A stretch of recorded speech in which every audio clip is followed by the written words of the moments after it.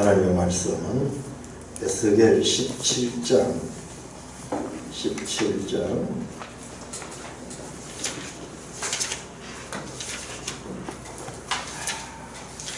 1절에서 10절까지 교독하겠습니다. 에스겔 17장 1절. 여호와의 말씀이 내게 임하여 이르시되 이제야 너는 이스라엘 족속에게 수수께끼와 비유를 말하라. 여호와께서 이같이 말씀하여 이르시되 색깔이 화려하고 날개가 크고 깃이 길고 털이 숱한 큰 독수리가 레바논에 이르러 백향 높은 가지를 꺾게 그 여러 가지 끝을 꺾어가지고 장사하는 땅에 이르러 상의 생선을 두고 또 그 땅의 종자를 꺾어 옥토에 심되 수양버들가지처럼 큰 물가에 심더니 그것이 자라며 퍼져서 녹지 아니한 포도나무 그 굵은 가지와 가는 가지가 나는 포도나무가 되어 그 가지는 독수리를 향하였고 그 뿌리는 독수리 아래에 있었더라. 또 날개가 크고 털이 많은 큰 독수리 하나가 있었는데 그 포도나무가 이 독수리에게 물을 받으려고 그 심어진 두둑에서 그를 향하여 뿌리가 뻗고 가지가 퍼졌도다. 그 포도나무를 큰 물과 옥토에 씌운 것은 가지를 내고 열매를 맺어 아름다운 포도나무를 구별하여 하였습니다. 너는 이러기를 주 여호와의 말씀에 그 나무가 능히 번성하겠느냐? 이 독수리가 어찌 그 뿌리를 빼고 열매를 따며 그 나무가 시들게 하지 아니하겠으며 그 연한 잎사귀가 마르게 하지 아니하겠느냐? 많은 백성이나 강한 팔이 아니라도 그 뿌리를 뽑으리라. 볼지어다 그것이 심어졌으나 번성하겠느냐? 동풍에 부딪힐 때에 아주 마르지 아니하겠느냐? 그 자라는 두둑에서 마르리라 하셨다 하라. 자, 이 에스겔 17장 1절에서 10절은 이게 비유인데요. 이 두 독수리와 그 포도나무 비유인데 이게 유다 말기에 유다의 역사를 비유로 표현한 겁니다. 그러니까 이 유다의 말기의 역사, 에스겔서에도 지금 유다 말기의 역사에 관한 내용들이요, 비유를 통해서 또는 다른 표현의 방법을 통해서도 계속 나왔어요. 계속. 그래서 이 유다 말기의 역사는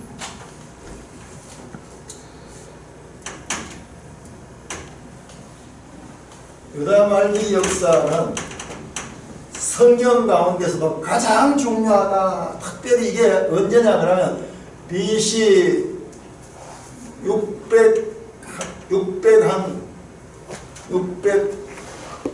609년경에서 586년 멸망할 때까지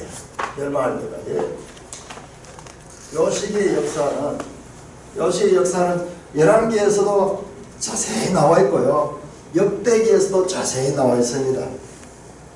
그래서 이 역사를 모르고 에스겔을 아무리 읽어봤자 효과가 없어요. 이것이 정리가 되지 않아요. 그냥 같은 이야기 계속 반복이거든요. 계속 반복인데요. 자, 우리가 성경 읽기 전에 우리 지난번에 한번 봤지만은 요 부분을 다시 한번 집중적으로 요때 읽어야지 이 책도 효과적으로 우리가 이해할 수가 있습니다.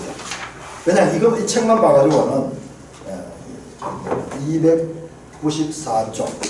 그래서 이제 그 에스겔을 하는 수요일이 이번 주, 다음 주, 그 다음 주까지 수요일 될 수 있으려 했는데, 그때 역사, 즉 성경에 나오는 그때 역사에 관한 이야기를 우리가 집중적으로 한번 공부를 해가지고, 이때 역사는 성경이 이만큼 강조하기 때문에 이때 역사는 우리 머릿속에 그려져 있어야 돼요.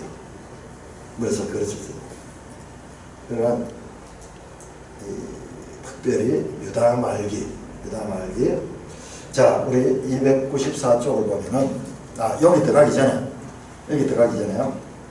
우리 지난 주일날 오후에 우리 유 집사님이 그렇게 질문 비슷한 걸 이렇게 하셨는데, 왜 애굽 역사는 성경에 자세히 안 나와 있고 이스라엘 역사는 자세히 나와 있냐, 그렇게 질문을 하셨어요. 혹시 여러분들 가운데서 그 질문에 관해서 답을 한번 해보시기 바랍니다. 왜 그 이집트 역사는 자세히 안 나와 있고 세계사는 보면 이집트 세계사는 이만큼 중요하게 나오는데 성경에서는 뭐 그렇게 중요하게 안 나올까요?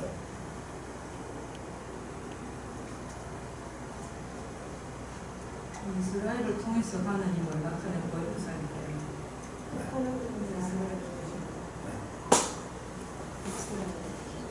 성경은 그냥 세계사 책이 아니고, 세계사로 보면 이집트가 훨씬 크고 대단한 나라이기 때문에 세계사 책마다 다 자세히 나와요. 성경은 세계사를 다루고 있지만 그냥 객관적인 세계사를 다룬 책이 아니라 하나님이 이스라엘이라는 나라를 통해서 역사하시는 그 내용을 중심으로 기록을 했습니다. 그러니까 애굽이라든지 바벨론 이런 나라들은 등장하는데 이스라엘 역사와의 관계에서 서로 연결되기 때문에 나오는 거지.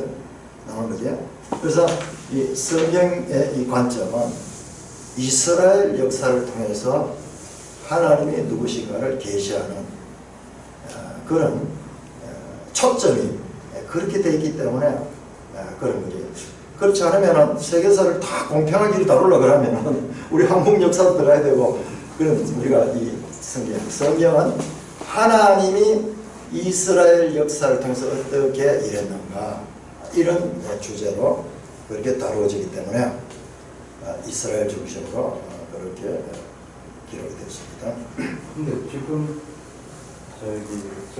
이제 보면 애굽은 지금 이스라엘이 당한 게 지금 바벨론하고 페르시아하고 지금 뭐 이렇게 많이 그쪽으로 당했지 않습니까? 특히 바벨론 쪽에 많이 그걸 했는데, 지금 애굽에서는 이스라엘을 괴롭힌 게 별로 없는 것 같아요. 지금 현재? 아니 지금 이렇게 보면 이 내용에서는? 네, 내용에서는 애굽에서 이스라엘을 조금 괴롭힌 거는 조금 나왔었는데 그런데 그것도 마찬가지고, 별로 그것도 마찬가지고, 바벨론은 이제 우리 공부해보면 아는데 바벨론은 이제 금방 생긴 나라예요. 금방 생긴 나라고, 이때 집중적으로 이스라엘 가기 때문에 바벨론하고는 자세히 나오고, 근데 애굽은 훨씬 이전부터 있으면서 옛날 바로 시대부터 있었고, 그렇죠. 수천 년 가까이 있으면서 그렇게는 뭐 상대가 안 되죠. 이건 어떤 면에서 고향이에요. 이스라엘의 고향이야. 옛날 자기들의 안태 고향이에요, 사실상. 거기서 태어나가지고 거기서 자랐다가 430년간 거기 뿌리를 뒀으니까는. 그러니까는 전통적으로 우리나라하고 비교하면 중국 비슷하게 그래요. 대국이라고 그 나라가. 그래서 오늘 이제 이 마지막 부분을 공부하는데 이제 그런 역사가 세워져 나옵니다. 자, 294쪽을 한번 봅시다. 294쪽. 그리고 우리 지도책도 활용을 하면 좋을 것 같아요. 지도책도 옆에 준비를 하시고. 그래서 이 역사는 입체적으로 공부를 해야 되죠. 말로 아무리 해봤자 이게 안 돼요. 자, 정신 바짝 차리고 한번 봅시다. 자, 294쪽.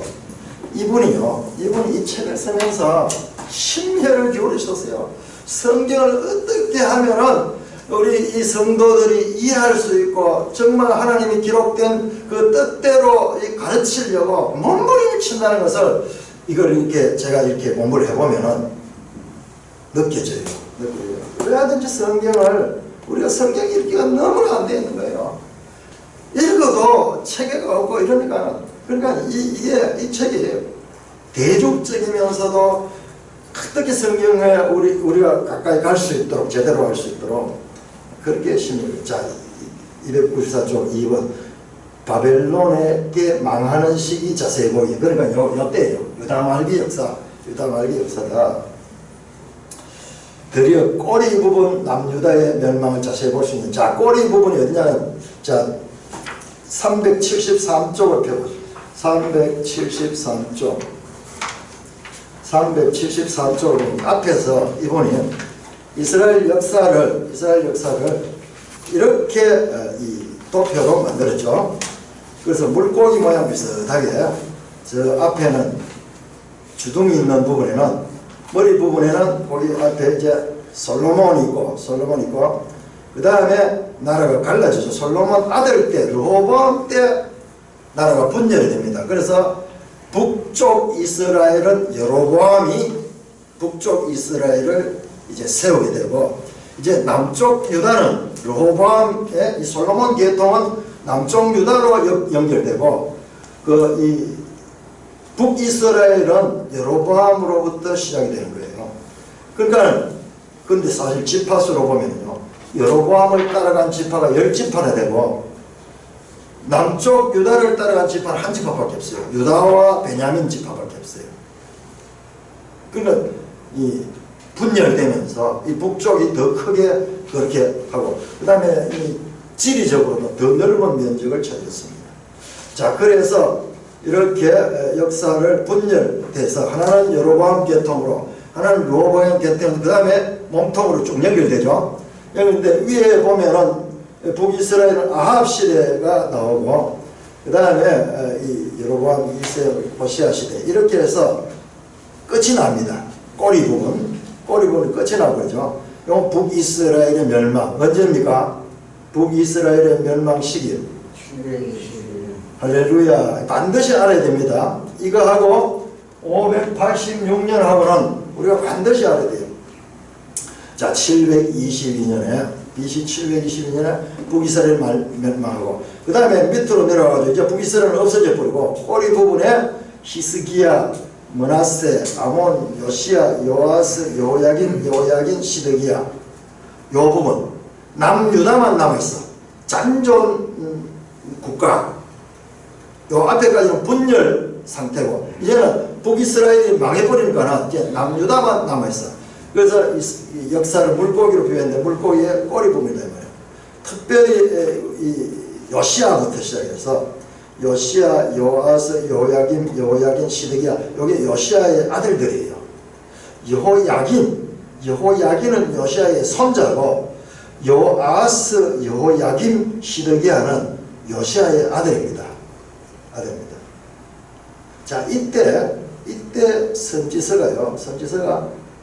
그 밑에 네모칸에 보세요. 네모칸에 보면 나훔, 스바냐, 에레미야, 하박국, 예가, 다니엘, 에스겔이 이때 써있습니다. 그러니까 요때 역사를 아는 것은요, 요 역사만 아는 게 아니라 선지서까지도 다 이해할 수 있는 기초를 가지게 되는 거예요.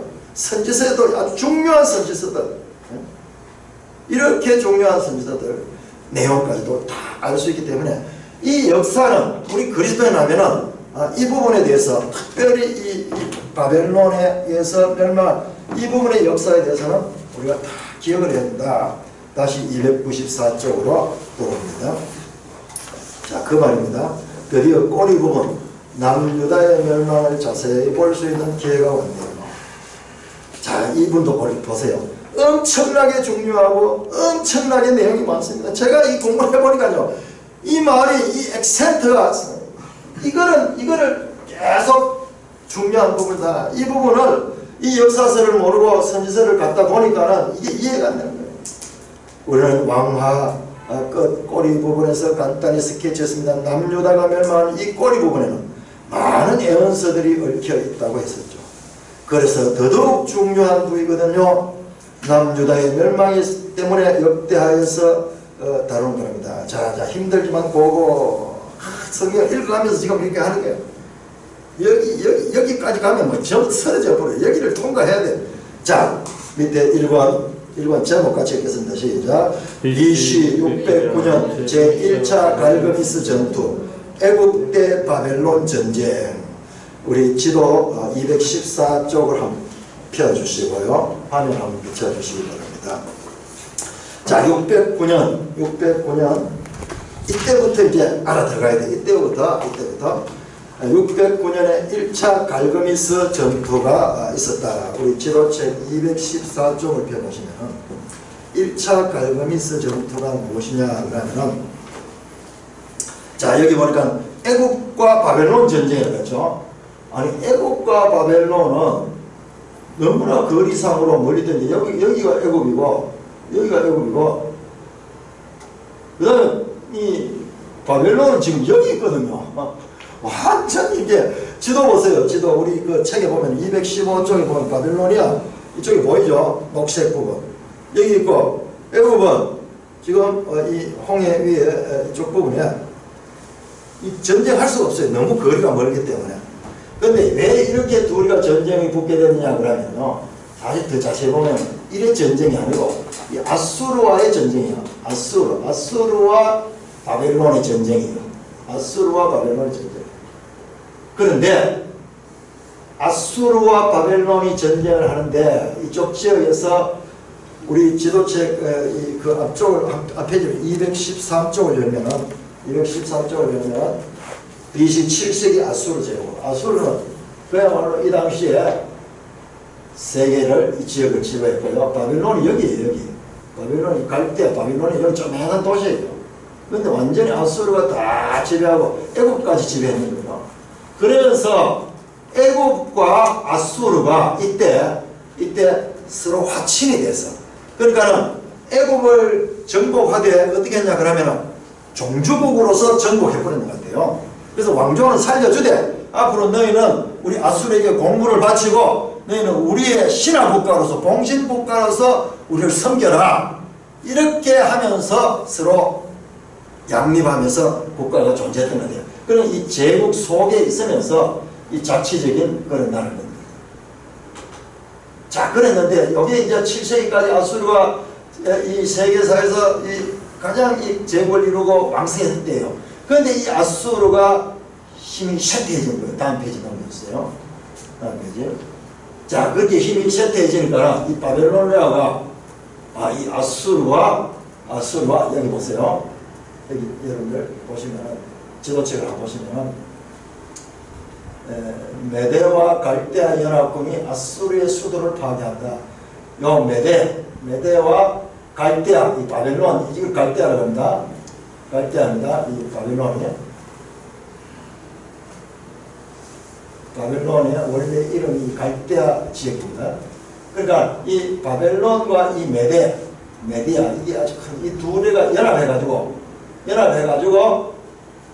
아수르를 공격했다. 아수르 수도의 니느웨 공격 612년에 BC 612년 지금 여기로 이제 점점 다가갑니다.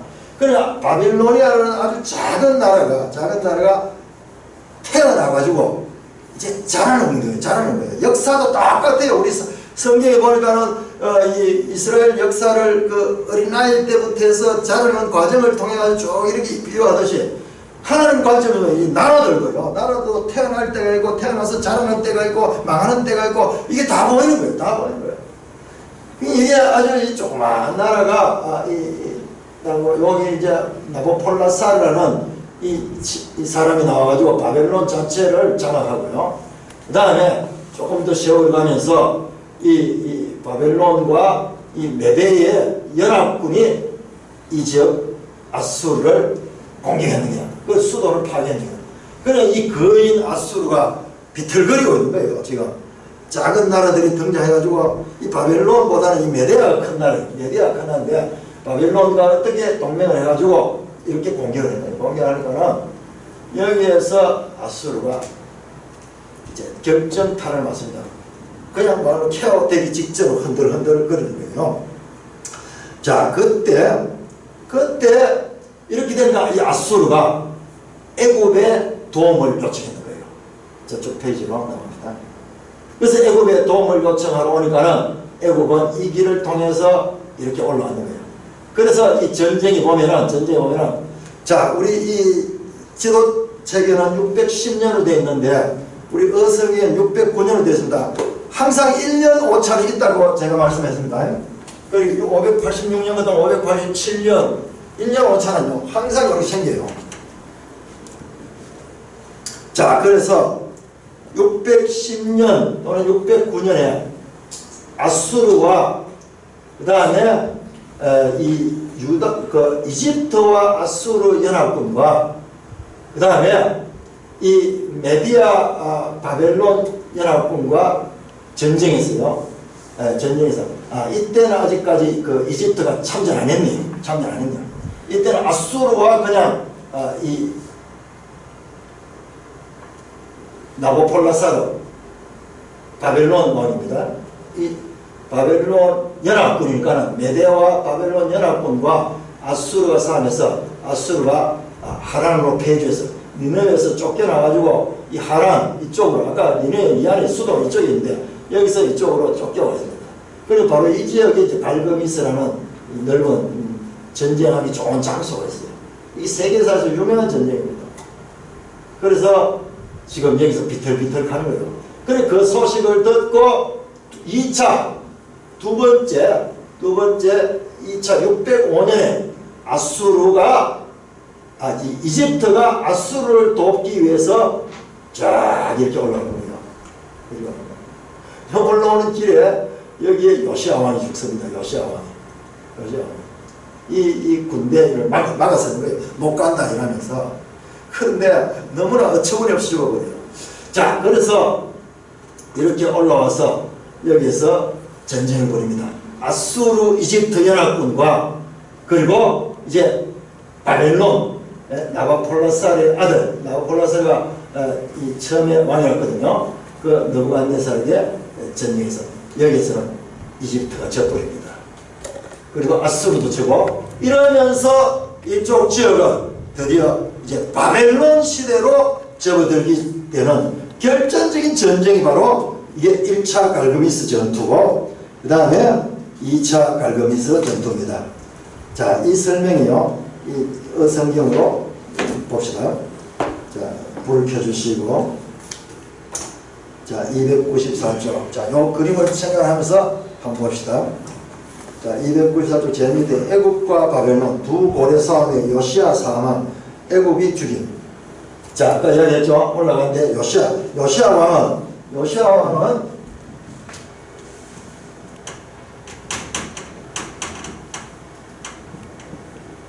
세 아들이 있는데 여호 아하스,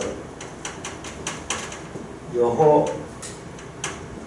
야긴, 그 다음에 시드기야.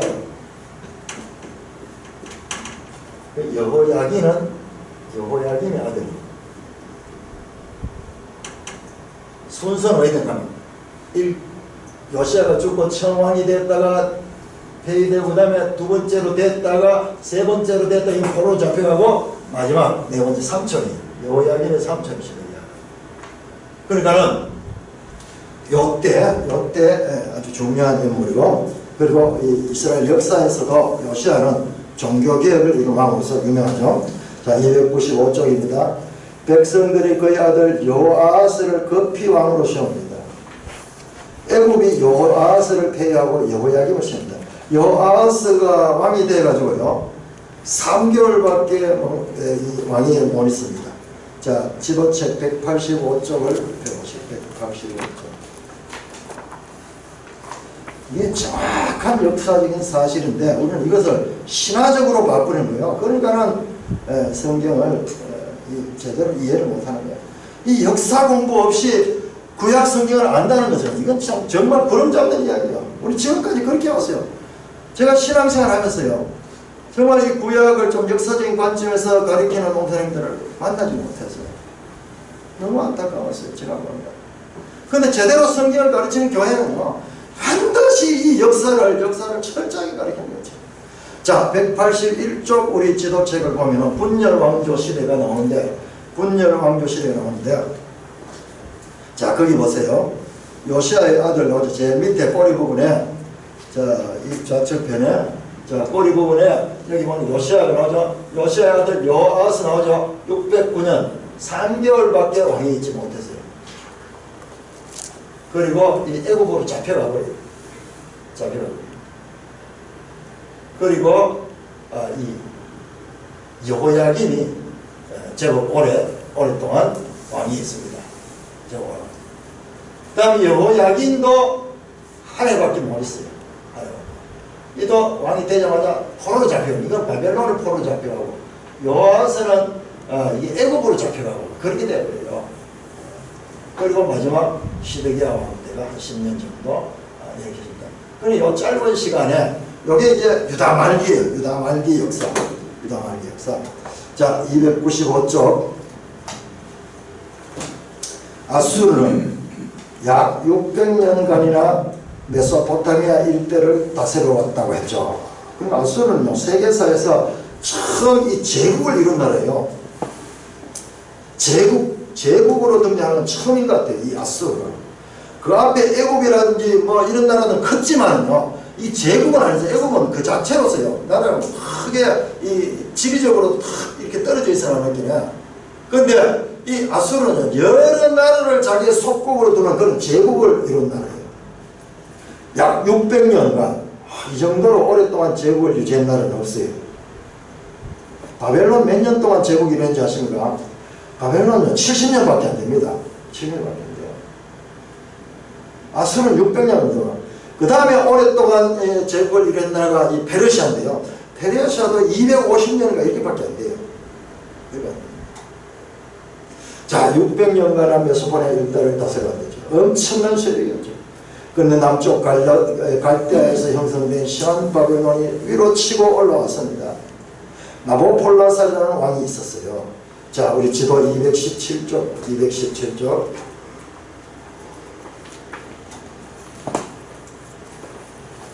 (217쪽을) 보시면 바벨론, 신바벨론 제국의 역대왕. 자, 이 신바벨론. 자, 나보폴라사르가 신바벨론 제국의 이 창건했던 왕이고, 그 다음에 그 아들이 느부갓네살. 그렇게 느부갓네살의 아버지입니다. 아수리의 중요한 도시들을 차례로 치고 올라오다가 유프라테스 강 상류와 티그리스 강 상류 사이에 위치한 갈그미스까지 점령하려는 중입니다. 자, 우리 아까 그 지도에 봤죠? 갈그미스는 이쪽에 나와 있었죠? 갈그미스. 그래서 이게 세계사에서 유명한 갈그미스 전투입니다. 앞에서도 말씀했듯이 애국과 메소포타미아는 당시에 두 큰 문명입니다. 메소포타미아 지역의 고래 아수르가 서려가는 이 시점에, 그렇다면 누가 이 일대의 제왕이냐를 가리는 싸움이 일어난 것입니다. 거인이 쓰러지고 600년 동안 세계 무소불위의 권력을 가지며 세계 제국을 호령하는 이 아수르가 지금 쓰러져가는 비틀비틀하면서 지금 케어 직전의 이 모습입니다. 이때 애국과 신흥 바벨론이 으르렁댑니다. 메소포타미아 지역에서 애국 쪽으로 있는 마지막 요새 갈그미스였습니다. 말씀드렸죠?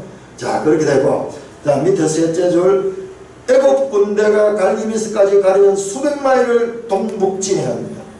그리고 남유다 땅을 거쳐가야 합니다. 바로 너고는 이때 애국의 왕이 너고, 바로 너고. 너고는 북이스라엘의 영토인 무깃도라는 곳까지 올라와 있었습니다.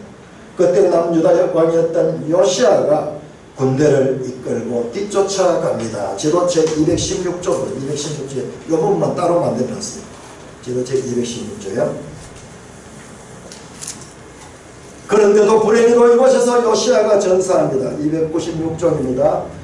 에레미야는 이를 위해 애가를 지어 부르죠. 자, 지도책 216쪽에 여기 나오죠. 이 부분은 다시 애굽이 전쟁하기 위해서 올라가는 그 노선입니다. 요 무깃도한데 이것이 바로 우리가 이 나뉘자면 아마겟돈 하는 게 바로 여기에요. 하르마깃도, 하르하면 산이에요. 무깃도 산. 아마겟돈 전쟁하는 그 이야기 아니고 이 이야기예요. 이때 일어난 무깃도 전쟁. 하르무깃도. 여기에서 요시아가 이 전쟁을 하기 위해서 올라가던 바로를 막다가 여기서 죽었다는 내용이 나옵니다. 자, 그러면서 296쪽 셋째 줄, 요시아를 죽인 후 바로 너고의 군대는 목적지인 갈그미스에 올라갔고 왕을 잃어버린 남유다는 급히 서둘러 요시아의 아들 요아스를 왕으로 옹립합니다. 자, 요시아가 죽으니까 요아스를 왕으로 옹립했습니다. 17대입니다. 바로 너고는 신은 바벨론과 갈그미스에서 접전한 후 이 무성부를 애굽으로 내려가는 길에 자기 허락 없이 세워진 왕 요아스를 폐위시킵니다. 이 요아스를 내려오는 길에 요시아를 죽이고 애굽이 다시 이 후진해가지고 내려오면서 요시아 대신 유대인들이 세웠던 왕 여호아스를 폐위시키고 3개월 만에 왕이 바뀝니다. 바로는 여호아스의 형이었던 여호야김을 대신해서 왕을 합니다. 이 여호야김이 실제는 여호아스의 형이었어요. 그래서 이 여호야김을 왕으로 언명합니다. 그래서 여호야김은 누가 세운 왕입니까? 애굽이 세운 왕이 애굽.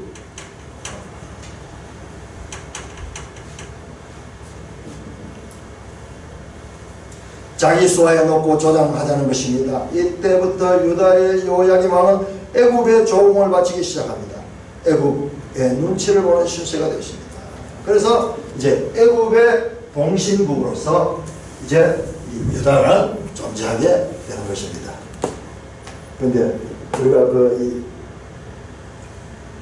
아까 전에 집사님 말씀하신 것처럼 그렇지 않죠.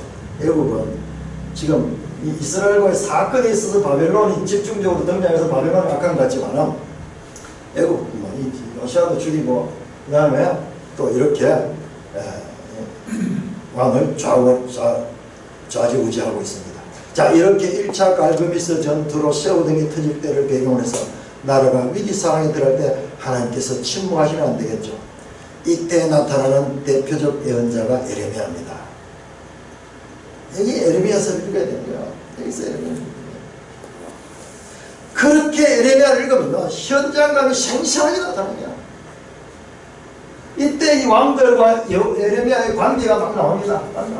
이 여호야김 왕이요. 그 에레미야가 글을 써가 보냈는데 이 여호야김이 에레미야의 둘만을 불에 태우는 난로에 불에 태우고 막 이런 내용들도 여기서 나와요.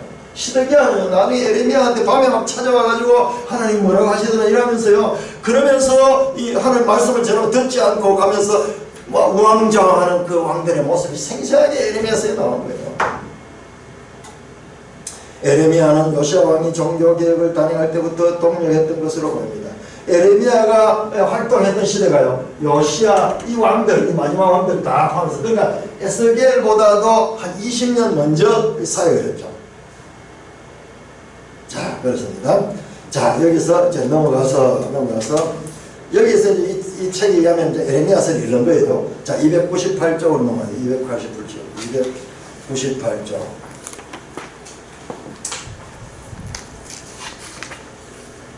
그 이제 물고기 모양의 꼬리 부분은 이제 에레미야서가 요시아에서 여호아스, 여호야김, 시드기야 이때까지 다 포함된다고 그게 에레미야서를 크게 딱 하는데, 그래 이 역사와 에레미야서를 같이 읽어야 된다. 그래 이 역사를 잘 이해하고 이 역사적 배경에서 이 선지자가 나왔구나. 그렇게 보면 이 선지자의 말이 이해가 되는데 이 역사적 맥락 없이 선지자가 나와가지고 막 부지런하고 막 이런 내용은 나오니까요. 그야말로 황당하지 않게 되죠. 자, 2번 BC 605년 제2차 갈그미스 전투 애굽 바벨론 전쟁. 자, 밑에서 다 쪄줍니다. 자, 이제 그 다음 이야기를 들어보세요. 여러분 여기서 BC 605년까지는 유다가 애굽에게 복종했다는 사실을 놓치면 안 됩니다. 이때는 이제 애굽에 이제 유다가 복종합니다.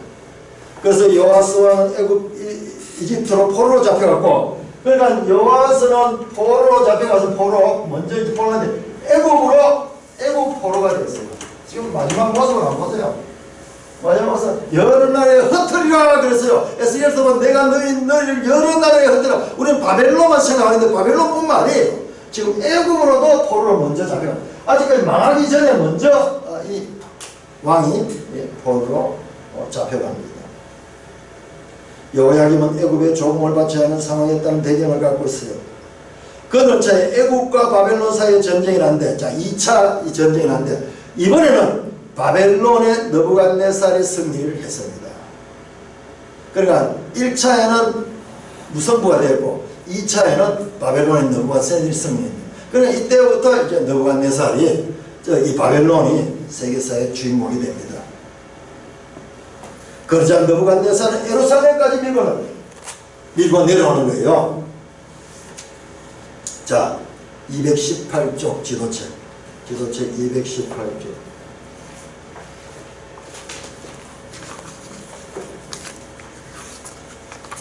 218조. 자, 느부갓네살이 이 붉은색이 이 전쟁에서 이기고 이번에는 그 여세를 몰아가지고 이 유다까지도 이렇게 내려온 거예요. 그래 내려와서 지금 이 유다를 또 공격합니다. 유다를 공격. 그런데 유다의 공격도요. 거기 범례를 보시면은 느부갓네살이 3차 침략까지 있어요. 1차 침략, 2차 침략, 3차 침략 이렇게 있습니다. 1차 침략이 605년 1차 침략 604년 1년은 늘 차이였죠. 이때 포로 잡혀간 자가 다니엘입니다. 다니엘 2차 침략 때 이때 잡혀가는 자가 바로 에스겔이에요. 에스겔 3차에는 멸망입니다. 멸망. 완전 이제 유다가 멸망하는 그와 같은 것입니다. 이건 지금 이 이야기입니다. 이야기. 우리 이 책보다 더 자세하게 이제 보는 거예요.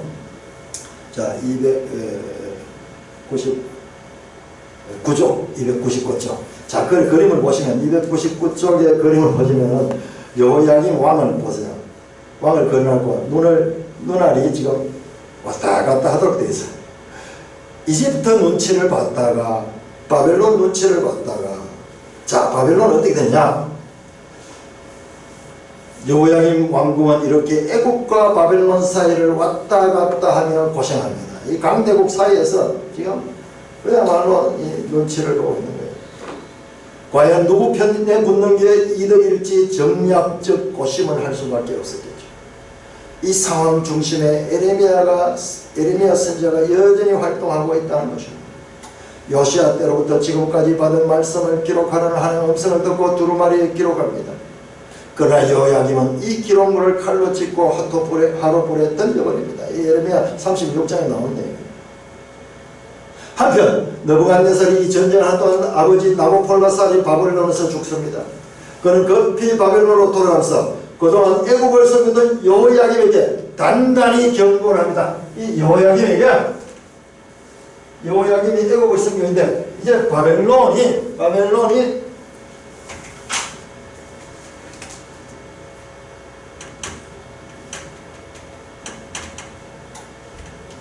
그를 이제 올라가게 됩니다. 자, 300쪽으로 넘어가. 300쪽 둘째 줄. 여호야김의 그 후의 역사를 보면 그는 3년 후에 바벨론을 배반합니다. 자, 이랬는데 여호야김이 지금 양쪽에 지금 눈치를 보고 있는 거예요. 그러니까 우리가 이 역사를 보면 애국은 전통적인 강국이에요. 지금 뭐 1000년 이상 지금 세계 강국으로 자리 잡고 있는 나라고요. 바벨론은 이제 금방 태어나더래요. 그러니까는 3년 후에 바벨론을 배반하고 애국 쪽으로 보내요. 그러자 느부갓네살은 각국의 부대를 보내서 유다를 치는데 이 통에 죽는다고 보는 것이 옳습니다. 이때 바벨론이 직접 공격 안 하고요. 유다 인근에 있던 자기의 속국들을 보내가지고 유다를 치죠. 11개 보면 자세히 나와요. 여호야김 왕을 체포하여 셔사로 묶어놓았는데 그가 애국을 배반하고 느부갓네살을 섬기겠다고 고백하니 다짐을 받고 그들을 놔줍니다. 그래서 이때부터 여호야김은 느부갓네살을 섬깁니다. 그러니까 애국과 바벨론 사이에서 눈치를 보는데 이게 우리나라의 역사를 똑같은 역사가 있어요. 1600년 전에 명나라와 청나라 사이에서 우리 조선이 지금 눈치를 보다요. 전통적인 명나라, 새로 등장한 청나라를 무시해버리고, 이거 오랑캐들을 무시해버리고, 전통적인 이 명나라를 편들다가, 그게 바로 남한산성 가는 영화의 배경이 그거예요. 그야말로 요즘 애들 말로 개박살이 납니다. 왕이 이 청나라 이 황제 앞에 가가지고 절을 하고 이마를 9번 받고 이러가 이마 피라고 이런 유명한 사건이에요. 그 사건이 바로 그거였어요. 근데 그건 지금부터 400~500년 전의 이야기고 지금 이거는 2500년 전의 이야기. 2500년. 이와 같이 느부갓네살은 제2차 갈그미스 전투를 승리로 장식해줄 뿐만 아니라 유다까지 가져갑니다. 쓸만한 사람은 포로로 잡아갑니다. 바로 여기에 섞였던 사람이 다니엘과 그 친구들입니다. 그러니 다니엘은 나라가 지금 완전히 망하기도 하는 BC 605년 제일 먼저 포로로 잡혀간 사람 중에 하나입니다. 이때부터 하면 포로로 잡혀간. 자, 밑에 아래 그림을 보시면은, 자, 이제부터 다니엘은 바빌론에 있습니다. 무대 B입니다. 이게 무슨 말이냐 그러면요, 우리가 일본 포로 시대가 있고 그 다음에 이 왕정 시대가 끝나고 포로 시대가 시작된다고 생각하는데, 그렇지 않고 왕정 시대와 포로 시대가 겹쳐진다. 끝부분은 겹쳐진다는 거예요. 완전히 망하기 전에도 이미 포로로 잡혀가는 사람들이 나왔다는 것입니다.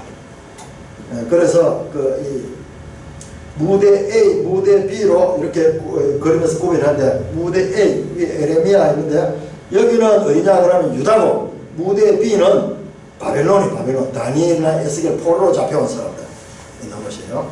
자, 이렇게 이 공간적으로, 시간적으로 이와 같은 겹쳐지는 시기가 있다는 것입니다. 301쪽입니다. 301쪽. 무대 A에는 방관을 쓴 여호야김이 눈치를 보며 피곤해하는 상태구나. 무대 B는 다니엘이 가 있네. 이 생각을 하는 거 맞죠? 다니엘이 잡혀간 후에도 유다 왕국의 여호야김은 바빌론의 눈치를 보며 3년을 보냅니다. 여호야김은 눈 아프겠죠. 이리 봤다 저리 봤다. 자, 그 네만입니다. 3. BC 602년에서 597년 여호야김이 바벨론을 배신합니다. 그러자 느부갓네살이 죽은 국가의 특공대를 보내서 여호야김을 살해합니다. 여호야김이 적이 되고, 그 다음에 느부갓네살의 2차 침공이 오고, 여호야김과 에스겔. 자, 이 여호야김은 왕이 되자마자 다시 바벨론으로 잡혀갑니다. 이때 에스겔도 동요합니다. 이때 다니엘이 포로로 잡혀가고. 자, 이렇게 된다. 그리고 여호야김을 포로로 잡아가면서 바벨론이 시드기야를 왕으로 세웠다.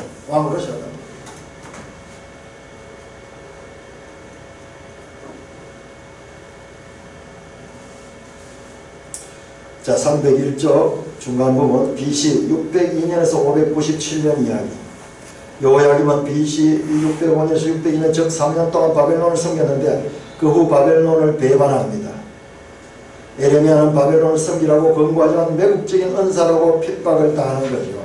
친애국파가 득세한 것입니다. 에레미야는 그냥 바벨론을 섬기라고 그렇게 말하는, 선지자가 그런 이야기 하니까는 참, 우리 하나님 말씀을 우리 마음대로 재단해서 안 돼요. 우리나라로 치면 일제시대 때요, 일본한테 그냥 항복해라 이 말이에요. 독립운동가들의 입장에서 봤을 때는 매국노잖아요. 매국노, 친일파고, 지금도 뭐 친일파 이야기 하는데 그렇잖아요. 그런데 선지자는요, 여론을 따르는 게 하나님 말씀 하락하는 대로 하는 거예요. 최근 몇 년 동안 애국과 바벨론 통과하면서 시달린 유다는 어느 쪽에 붙는 것이 이득이냐 놓고 궁궐이 시끄럽습니다. 바벨론을 섬긴 지 3년을 됐을 때 친애국파의 목소리가 더 커진 거죠.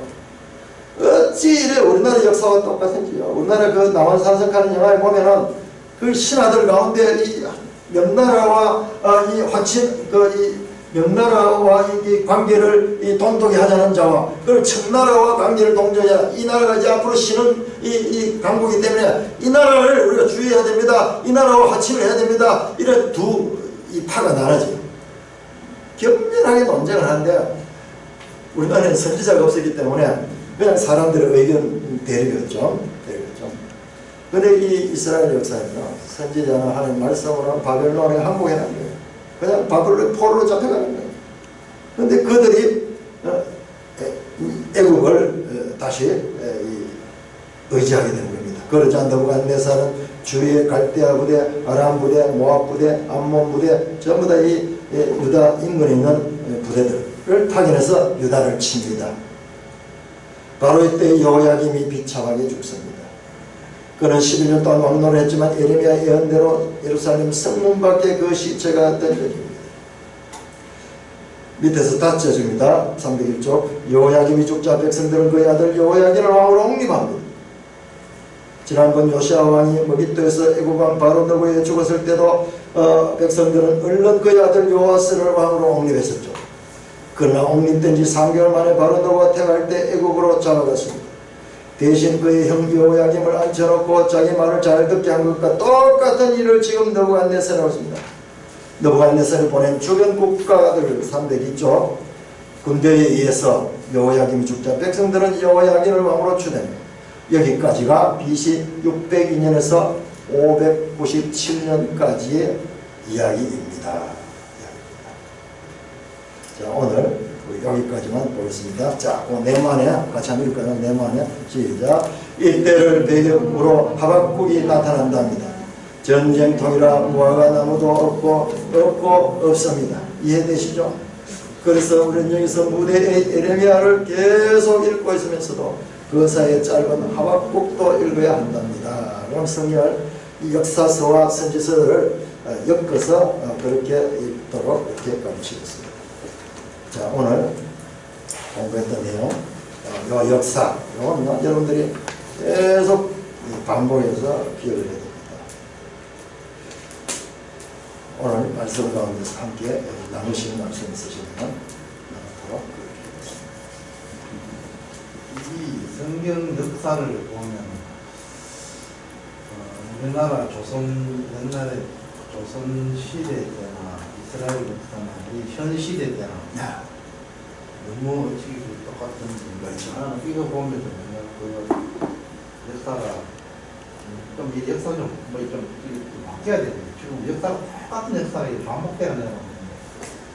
그렇습니다. 이게 좀 그러니까 그 앞에 역사를 그 사람들이 그만큼 역사의 표본을 삼아야 되는데 또 자기들은 또 그걸 또 한다고 해놓고 또 당하고 또 하고 또 역사를 지금 현 시국에도 지금 중국, 미국, 일본, 지금 한국, 지금 북한, 지금 이 전국 이 시국이 지금 이 역사 보는다고 똑같잖아요. 그렇습니다.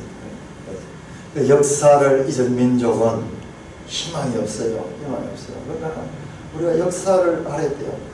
알고 보면 똑같은 역사를 반복, 역사를 통해서 거울을 삼고 교훈을 받아야 되는데 똑같은 역사를 우리나라뿐만 아니라 세계 역사를 보면 아마 거의 그럴 거예요. 영원한 강대국도 없고 영원한 약소국도 없고 그러니까 그런 거 보면 그렇습니다. 우리 지금 미국이 세계 제국 패권 국가가 되어 있는데 이 미국 역사는 진짜 세계 역사 가운데 짧은 역사입니다. 그야말로 바벨론이 등장하듯이 그렇게 해서 보면은 그렇게 또 등장하죠. 역사를 이렇게 보면은 정말 어떤 사람이 막 태어나고 막 이러듯이 이러고 막 하나는 또 내려가지고 쓰러지고 또 하나가 올라오고 뭐 이런 역사의 반복인 것 같아요. 미국은 결국은 보면 지금 거의 그 인종들 유대인이 많잖아요. 그러니까 이스라엘 백성들이 미국을 지금 거의 장악하고 있으니까 이스라엘이 미국을 장악하고 있다고 봐도 과언이 없습니다. 옛날 기신저도 옛날에 맞습니다. 미국을 사실상 주도하는 사람들은 유대인들입니다. 역사를 아주 심도 있게 잘 공부하고 슬프게 그래야지 그 역사를 보면서 현재 일어나는 시점에서 문제가 시작될 때 내가 역사를 보니까는 이때는 이렇게 가니까 이래 망했는데 이렇게 갈 수도 있는 거를 미리 공부를 해야 되거든요. 그렇죠. 그러니까 역사를 공부 안 하면 모르는 거예요. 결과를 예측할 수가 없는 거예요. 결과를 예측할 수 없어요. 개가 토했던 것을 다시 먹듯이 우리가 그러니까 우리 이 조상들이 해야 될 일은요. 조상들이 자손들한테 그냥 시만 퍼뜨리는 게 아니라 이걸 가르쳐야 돼요. 사상을 가르쳐야 돼요. 그 유대인들이 그 쉐마 가르치잖아요. 들으라. 그러면 어려서부터 저거예요. 주입식입니다. 주입식. 우리는 오늘날 오늘날 교육이 어떻고 하면서 토론식 어떤 이런 이야기 하지만요. 일단 주입식입니다. 주입식. 그 다음에 어떤 토론이 뭐고 있지. 그것도 없는 상태에서 아무것도 안 돼요. 지금 우리 교육이 너무 기초부터 해가지고 막 뭐 토론식이고 뭐 이상한 방법을 많이 가지고 이래 하는데, 그래서 이 주입식 교육은 정말 낡았고 나쁜 것으로 생각하는데 아닙니다. 성경은 주입이면 주입. 그걸 제대로 봐야 돼. 그러니까 이스라엘이 탈무드 교육이 나오잖아요. 그러니까 탈무드하고 랍비하고 보면은 이스라엘 그 첫째 그 애들 자랄 때부터 벌써 우리나라도 지금 이 식탁 이 교재가 굉장히 중요한 건데, 이 어릴 때부터 인성 교육이 제대로 자란 나라가 이 이스라엘입니다. 그러니까 그 인성이 제대로 박혀 있으니까, 그러니까 미국에서 거기 이스라엘 그 옛날에 그 중동 그 6.1 전쟁인가 그 있을 적에 미국에서 이스라엘 유학생들은 전쟁하러 가야 된다고 보따리 사고 전화로 들어가고, 중국 아들은 도망 나오고, 그러니까 그 어릴 적부터 그 교육이 굉장히 중요하다. 맞습니다. 어려서부터 암기 교육하고 주입 교육을 해야 돼요. 어려서부터 그 아이들한테 하나님 말씀을 계속 가르쳐야 돼요. 그래서 부모가 해야 될 일이, 그렇게 하면은 계속 이 사상이 이어지는데, 그냥 혈통만 이어지면 별 의미 없어요. 나중에 가면 타락됩니다. 이번에 보는 연세대학교가 그 지금 앞장서가지고 지금 동성애 관계 이런 데 제일 개방적인 게 연세대학교였죠. 연세대학교는 저 기독교 재단 시작했잖아요. 그 털만 있고요, 정신이 없기 때문에, 신학 자체도 연세대학 신학은요, 신학을 안 알아줍니다. 신학과는 계명대학도 그렇고 연세대학도 이화여대도 이 신학이 전부 보면 자유주의 신학들. 그래서 하드웨어가 중요한 것이 아니고 소프트웨어와 하드웨어 같이 중요하다. 같이 중요하다. 특별히 이 사상은요, 그게 없이, 그러면 시간이 지나면 누구 좋은 의식은 마귀의 소굴이 되도록 만들죠. 실컷 만들어가지고 그렇게 만들어. 내일 10월인가? 내일도 그 태극기 집회가 또 그 김광 목사 쪽하고 또 조원진 그것도 하고 이 또 패가 또 두 파로 이렇게 가라는 자가 내일 또 하는 것 같은데, 그것도 문제가 많이. 지금 황교안이가 지금 황교안에 대해서 지금 계속 그 나오던데 보니까 황교안이가 조금 안 좋은 일을 많이 하긴 했더라고. 나라가 지금.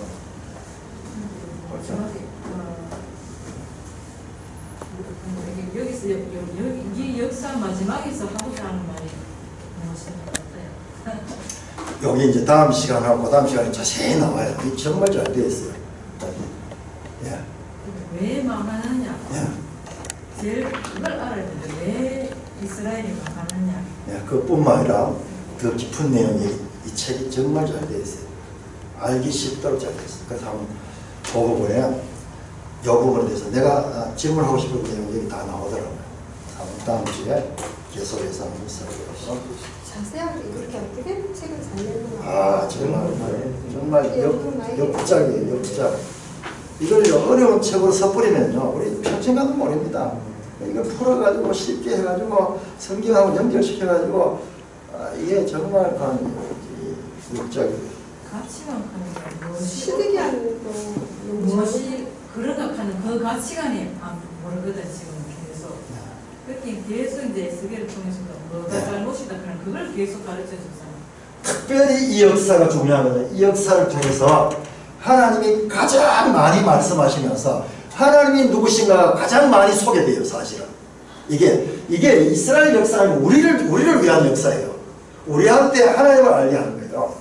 자세히 보시면 끝에 가면 멸망할 때 여러 나라들이 너희들을 보고 소문을 듣게 될 것이고 너희가 속담거리가 되고 수치가 되고 너희가 조롱거리가 될 것이다 이러면서 여러 나라들은 항상 이야기해요. 항상 이야기해요. 저는 봤을 때 그게 이 역사와 이방 나라 역사들이 서로 만나기도 되면서 이 역사는 하나의 모델이에요. 모델.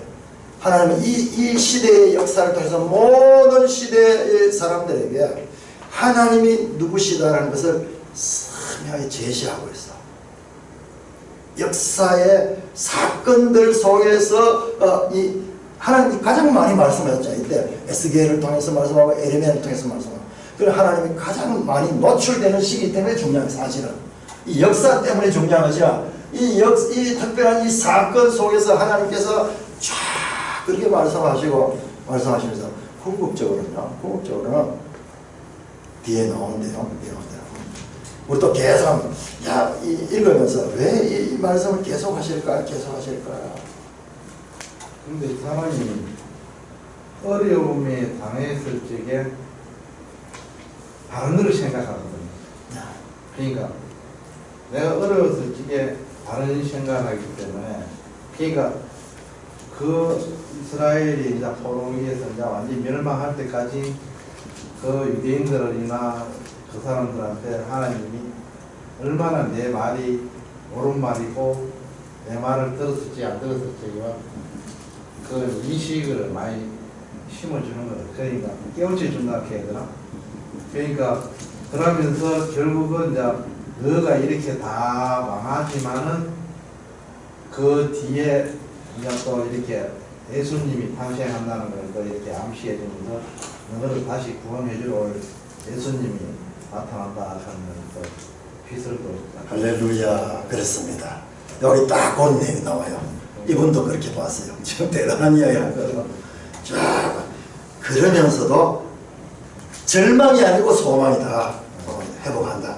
나라는 망하지만 이스라엘은 나라는 망하지만 그러나 하나님 나라는 망하지 않는다. 그 메시지를 전한 겁니다.